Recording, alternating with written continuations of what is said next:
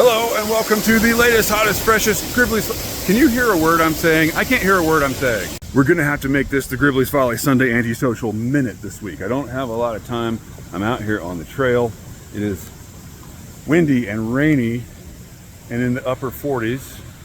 I've been in more pleasant situations to make a Sunday Antisocial. So consider it a little bit of a placeholder. I missed a question last week from John Galdieri who hashtag Ask Gribbs. By the way, normally this would be the time every week when I smoke my pipe and complain about humanity while answering all of its questions. If you've got a question for me, leave it in the comments down below with the hashtag Ask Gribbs. I'll answer any question. But it might take me a minute. Last week I missed a question from John Galdieri, and John wanted to know, this is a good placeholder question for me to make a quick video. Look at this stuff. Look at this behind me. It's pretty nice. John wanted to know, what's the longest line I've ever waited in, and was it worth it? And I've been thinking about this all week. Sorry I missed your question last time, John. Was it worth it? When I was, I guess, 20 years old, 19 and 20, I was following the Smashing Pumpkins around the Carolinas, and I was a big fan. And you know, I in adulthood I am less of a fan. I went back and listened to Melancholy and the Infinite Sadness recently. Doesn't help that Billy Corgan is a raging douchebag and like bordering on incel kind of stuff. Now that I know he's a douchebag, when I listen to some of those lyrics in those years, there's some really incel-y kind of stuff in there in terms of his clear resentment against women. I don't know.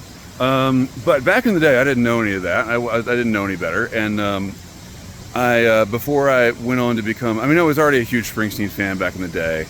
But the Smashing Pumpkins were like, they were my generation. You know, the Springsteen stuff, like I felt like I was coming in late. In the late 90s, I had missed his classic period. And the Smashing Pumpkins classic period, I was around for that. It was really cool to live through the peak of my favorite bands. And so I would follow the Smashing Pumpkins around when they came to the Carolinas and try to see multiple shows. And they did these little tours between Adore and the Machina tour, because there was a lot of drama in the band at that time and change of personnel and stuff like that. So they did these little tours. And one was called the Resume the Pose Tour, and they came to, they did book signings, or not book signings, but album signings. They came to Charlotte to Tower Records, and so the night before, a bunch of Pumpkinheads and we all went in on a hotel room. So there's like 8 people in a hotel room. I slept under the sink, like in the really cheap hotel rooms that don't have, there's just like a counter with a sink in it and all the pipes are underneath. I slept under there, and we woke up at like 4 in the morning and went out to Tower Records for the album signing at like 10 in the morning, and stood in line for a really long time. And we got to meet Billy Corgan and James Iha. The rest of the band wasn't there. Darcy, I don't think, was in the band at that point. And that was the day of the famous Cat's Cradle show in Chapel Hill. And so after the book signing, we went around back of the bookstore and we waited by the fence for the Pumpkins to come out. Billy came out with his bodyguard. I think the bodyguard's name was Earl. He was this huge dude. And we ended up talking to Billy, mostly because there was a cute girl in our party. We ended up talking to Billy, and he personally invited us to the Cat's Cradle show.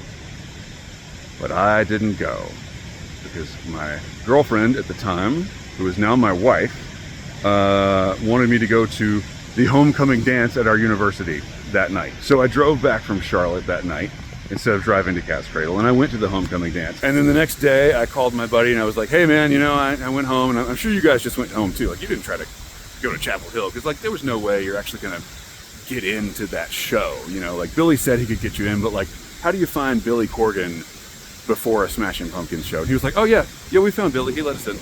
And I was like, I'm sorry, what? You did what? You found who? They're like, yeah, we spotted his bodyguard in the parking lot, and we went up and reintroduced ourselves, and he said, yeah, let me go get Billy. And Billy came out and he let us in, and we were front row for the Cat's Cradle show in Chapel Hill. Yeah, I'm not bitter about that at all. So yes, John, that is the longest I've ever waited in line for anything, and it was worth it. You know, even if it could have been even more worth it, I did get to meet my favorite band. I got an autograph, and it was worth it. It was worth it, and I'm still married, so that's probably worth it too. Thanks for watching. Keep the ends out for the ties that bind.